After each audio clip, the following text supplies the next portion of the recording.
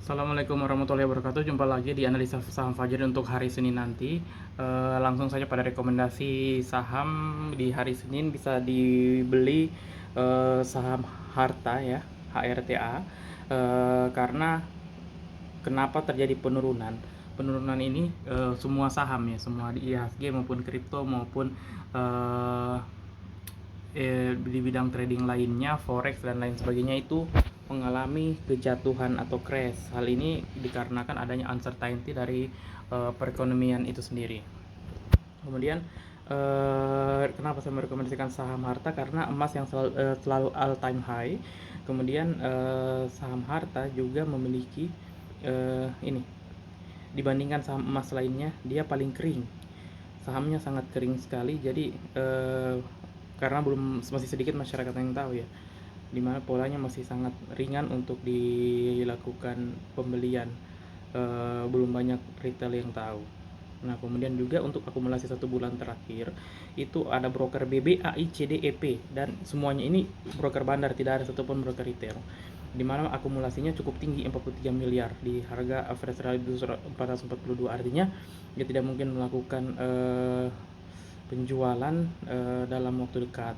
Jadi ini akan diangkat lagi sedikit ya, apalagi dengan sentimen harga emas yang naik. Kemudian kemarin terjadi kekacauan penurunan harga saham tersebut dikarenakan ini adanya kredit macet yang mengintai Amerika Serikat siapa Indonesia hadapi demo. Jadi kemampuan finansial ekuitas Amerika Serikat untuk melunasi hutang-hutang jangka pendeknya.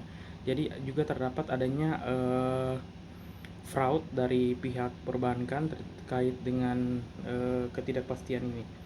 Nah, ini menyebabkan terjadi kepanikan massal dan menyebabkan adanya penurunan di bursa efek. Kemudian kita kembali lagi ke rekomendasi kita untuk hari Senin nanti, di mana untuk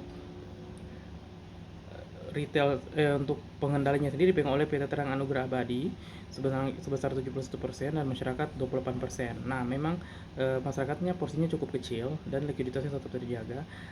Tapi untuk pemegang jumlah saham paling sedikit ini Harta, meskipun di PSAB maupun di ARJ hanya 7%, tapi secara jumlah mereka puluh ribu retailnya, ini hanya 11.000 retail, dimana bulan Agustus ada keluar 1.690 retail meskipun masuk lagi 900 orang. Kemudian kalau untuk Harta sendiri dia bukan pertambangan, dia lebih ke pembuat industri perhiasan. Artinya begini, harga emas ini naik.